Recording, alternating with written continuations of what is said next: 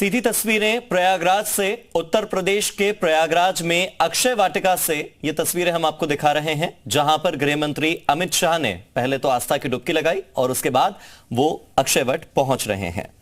उत्तर प्रदेश के प्रयागराज में ये प्राचीन बरगद का पेड़, जिसे अक्षय वट कहा जाता है, अक्षय वाटिका यहां पर है और इस वाटिका में गृह मंत्री अमित शाह की मौजूदगी है।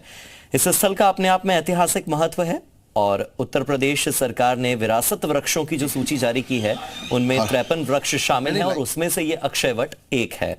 खास बात यह है कि इन वृक्षों में बरगद के वृक्ष सबसे ज्यादा हैं और ये अक्षय वट जो है ये भी बरगद का वही पेड़ है जो वर्षों पुराना है और बताया जाता है कि शायद इसकी उम्र 300 वर्ष से भी ज्यादा पहले की है। 300 वर्ष पहले ये जो वृक्ष लगाया गया था यहाँ पर, और पातालपुरी मंदिर के बरगद की आयु बताया जाता है कि इससे बहुत ज्यादा पहले की है। फिलहाल जो आस्थावान लोग हैं वो इस अक्षय वट के दर्शन करने के लिए आते हैं और अक्षय वट को विरासत की सूची में रखा गया है। इस अक्षय वट की अगर बात की जाए तो पुराणों के अनुसार ऐसा माना जाता है कि जब प्रलय के समय समूची पृथ्वी डूब जाती है तो वट का एक केवल वृक्ष है जो बच जाता है और वही अक्षय वट है। नाम से ही साफ है, अक्षय वट, जो क्षय नहीं हो सकता, ये अक्षय है। तो चाहे प्रलय आ जाए और प्रलय के बाद समूची पृथ्वी जो है वो जलमग्न हो जाए, मगर एकमात्र चीज जो क्षय नहीं होगी, जो अक्षय होगी, वो होगा ये बरगद का पेड़, ये बरगद का वृक्ष, जिसे अक्षय वट कहा जाता है। सनातनी परंपरा का संवाहक इस अक्षय वट को आप कह सकते हैं और एक पत्ते पर ईश्वर बाल स्वरूप में रहकर सृष्टि को देखते हैं अक्षय वट की। इस तरह की भी मान्यताएं हैं और लोगों के देखिए, बिल्कुल आपको बता दें कि देखिए इस वक्त आप तस्वीरों में देख सकते हैं कि गृह मंत्री अमित शाह इस वक्त पूजा अर्चना कर रहे हैं। सीएम योगी आदित्यनाथ उनके साथ। अक्षय वट की जो मान्यता है वो यहाँ अक्षय वट को लेकर जो है तमाम जो मान्यताएं हैं वो रामायण में जो है हैं। इसके साथ साथ पहला जो लेख है इसमें अगर हम बात करें तो पातालपुरी मंदिर के अंदर अक्षय वट, धर्मराज, अन्नपूर्णा, विष्णु भगवान, लक्ष्मी जी, गणेश मौजूद है। और इसके साथ साथ अगर हम बात करें तो राजा दशरथ की माता ने जो है पिंडदान भी किया था। इसके साथ साथ अगर हम बात करें तो अकबर के किले के अंदर स्थित पातालपुरी मंदिर में भी अक्षय वट का जिक्र जो है वो किया जाता है। इसके यहाँ पर जो है 2019 के दौरान कुंभ के दौरान इस अक्षय वट का द्वार खोला गया था और आप तस्वीरें देख सकते हैं कि इस वक्त अमित शाह जो है वो यहाँ पर मौजूद हैं। गृह मंत्री सीएम योगी आदित्यनाथ यहाँ पर मौजूद हैं और यहाँ पर लगातार जो है अकबर संगम के 1 किलोमीटर की दूरी पर अकबर के किले में ये अक्षय वट खड़ा था। इसको जो है बड़ी मान्यता है और आप तस्वीरें देखते हैं कि पूरी परिक्रमा जा रही। सीएम योगी आदित्यनाथ और अमित शाह यहाँ पर मौजूद हैं और यहाँ पर अगर हम इसकी बात करें तो और इस पूरे अक्षय वट को नष्ट करने की पूरी कोशिश जो है वो अंग्रेजों ने और औरंगजेब ने किया था। लेकिन उसके बावजूद भी यहाँ पर अगर हम बात करें तो यहाँ पर फिलहाल ये कह सकते हैं कि ये तस्वीरें हैं, ये तस्वीरें बताती हैं किस तरह से यहाँ पर जो है इसकी मान्यता है, किस तरह से इसका जो है एक बड़ा पौराणिक प्रधानमंत्री नरेंद्र मोदी ने कॉरिडोर के रूप में स्थापित किया था और इसके जो है अलग अलग कहानियां हैं। ये भी कहा जाता है कि जब वनवास जो है जो भगवान श्री राम जा रहे थे तो वो यहाँ पहुँचे थे। आप देख सकते हैं कि यहाँ पर गृह मंत्री अमित शाह और मौजूद हैं और तस्वीरों में आप देखते हैं कि अखाड़ा के भी जो है वो यहाँ पे मौजूद हैं और ये तस्वीरें हम आपको दिखा रहे हैं कि इस वक्त यहाँ पर तमाम जो लोग हैं वो यहाँ पर मौजूद हैं और ये अलग अलग तस्वीरें जो हैं वो आपको यहाँ दिखाई पड़ेंगी कि अक्षय वट जो है हुए थे, यहाँ पर पूजा अर्चना की थी। तमाम जानकारियाँ जो हैं वो ली जा रही हैं, इसके बारे में जो है पूछी जा रही हैं, एक एक चीज़ की जानकारी है। चूँकि ये अब में सेना ही इसकी कस्टडी रखती है। यहाँ पर जो है अमित शाह पहुँचे हुए हैं और इसी मंदिर का जो अक्षय शब्द होता है वो उसका शाब्दिक होता है कभी नष्ट ना होना।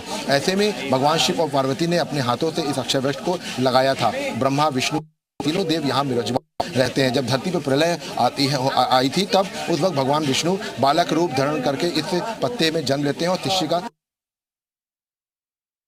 के पत्ते जो है वो नहीं तोड़े जाते हैं। और यहाँ की अगर हम बात करें तो यहाँ पर देखिए आप देख सकते हैं कि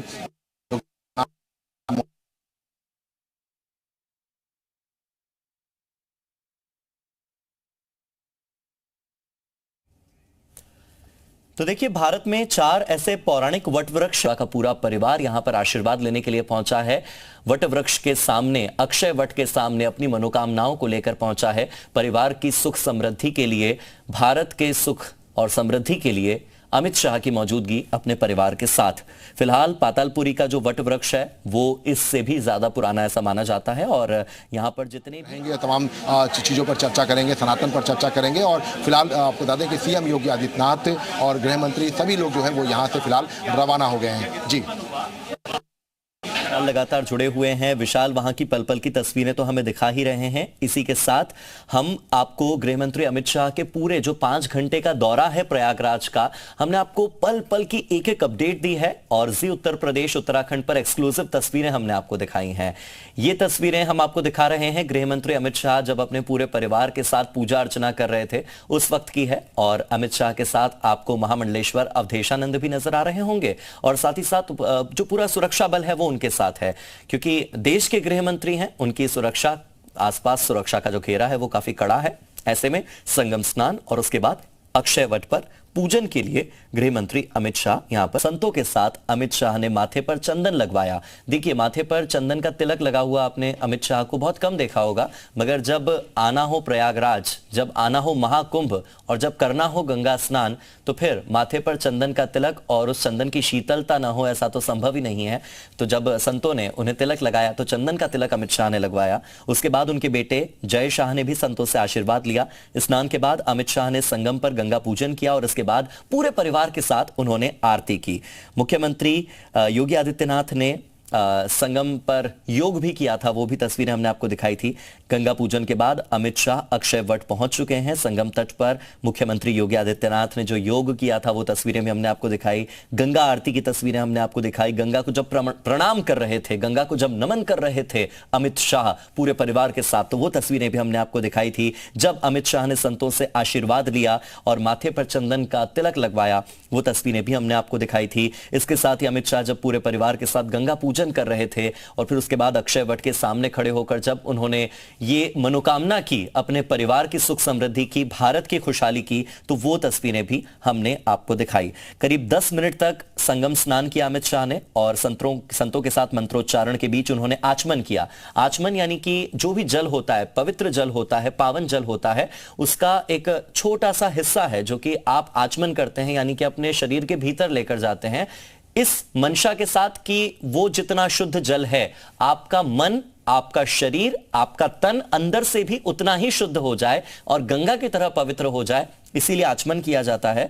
और संगम पर पूरे परिवार के साथ अमित शाह ने पूजा अर्चना की। इसके बाद वो अक्षय वट पहुंच चुके हैं अखाड़े के संतों के साथ। प्रधानमंत्री की मौजूदगी में खोला गया, जब कुंभ का यहाँ पर आयोजन था तब ये किला जो है वो खोला गया। आप तस्वीर देख सकते हैं कि सेना के अधीन है ये किला और इसी किले में अक्षय वट जो है वो आपको यहाँ पर दिखाई पड़ेगा कि इसका एक ऐतिहासिक महत्व है। और सीधे तौर पे कहा जा सकता है कि सीता जी ने, लक्ष्मण जी ने और श्री राम जी ने वनवास के दौरान भी यहाँ पर इसका पूजन किया था। तमाम जो श्रद्धालु जो संगम स्नान करने के लिए आते हैं वो यहाँ पर आकर वटवृक्ष किले को भी देखते हैं। और ये तस्वीरें आप देख सकते हैं कि ये पूरा कॉरिडोर जो है वो पूरा बनाया गया है।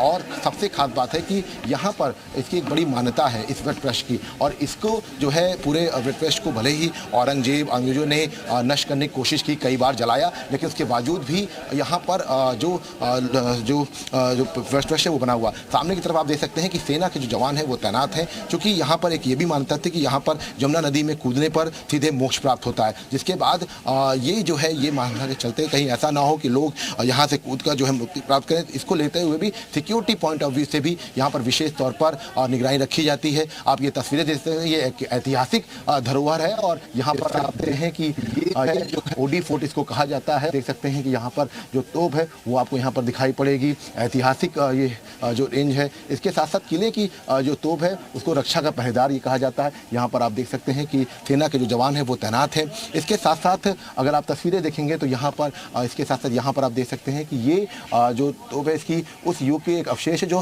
साम्राज्य वर्चस्व के लिए संघर्ष कर रहे थे। ये किले की रक्षा का एक महत्वपूर्ण स्तंभ माना जाता है। दीवारों के लिए ये स्थिति 180 डिग्री का अधिक दृश्य प्रदान करती है, तो ये इसकी एक खासियत है। इसके साथ ही साथ अगर आप देखेंगे तो ये जो पूरा किला है, ये आप इसकी तस्वीरें दे सकते हैं कि सेना के पास ये पूरी कस्टडी है। है। तो ऐसे में यहाँ पर आप देख सकते हैं कि जो किले की दीवारें जो है वो आपको यहाँ पर दिखाई पड़ेंगी, अलग अलग यहाँ पर आपको दिखाई पड़ेगी। सामने की तरफ आप देख सकते हैं कि यहाँ पे कलाकृतियाँ जो हैं वो बनाई गई हैं, जो वनवास के वक्त का जो यहाँ का दौर था उसकी कलाकृतियाँ जो हैं वो आपको यहाँ पर सामने की तरफ दिखाई पड़ेंगी। इसके साथ साथ वाल्मीकि रामायण का जो जिक्र किया जाता है वो आपको यहाँ पर एरिया है। तो ऐसे में करीब 1 किलोमीटर के त्रिवेणी संगम से दूरी। तो जैसा कि विशाल बता रहे थे कि अमित शाह जिस अक्षय वट की पूजा कर रहे हैं अपने परिवार के साथ, किसी समय मुगल काल में जहांगीर ने इस अक्षय वट को कटवा दिया था। उसने उस जगह को लोहे की मोटी चादर से ढकवा दिया था ताकि दोबारा ये वट वृक्ष कभी बाहर ना निकले। मगर ये तो अक्षय है, इसे नष्ट भला कौन कर सकता है, और जहांगीर तो कभी भी नहीं। और शायद यही कारण था कि दोबारा वृक्ष बाहर निकला, फिर से इसकी कोपलें पनपी। और आपको 2 तस्वीरें इस वक्त हम दिखा रहे हैं।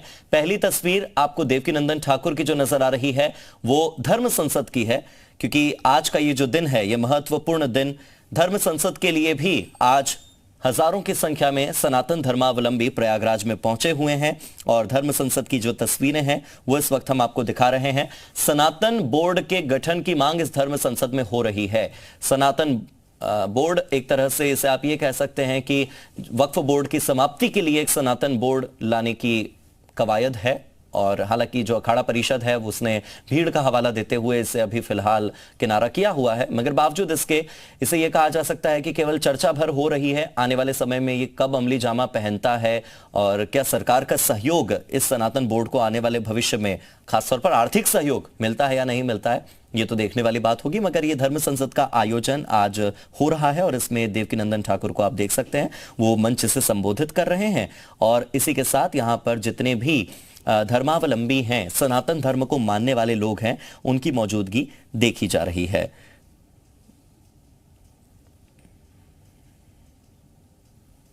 दो तस्वीरें आपकी टीवी स्क्रीन पर हैं। पहली तस्वीर महाकुंभ में धर्म संसद की है और जो दूसरी तस्वीर है वो केंद्रीय गृह मंत्री अमित शाह और मुख्यमंत्री योगी आदित्यनाथ की है। सनातन बोर्ड के गठन की मांग बार बार हो रही थी और ऐसे में अब धर्म संसद का आयोजन किया जा रहा है। देवकीनंदन ठाकुर ने यह धर्म संसद बुलाई है और इसमें सनातन बोर्ड के गठन को लेकर अपनी बात रखी जा रही है।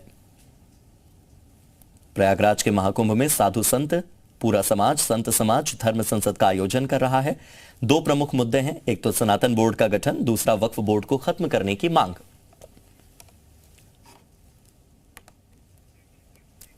तो एक तरफ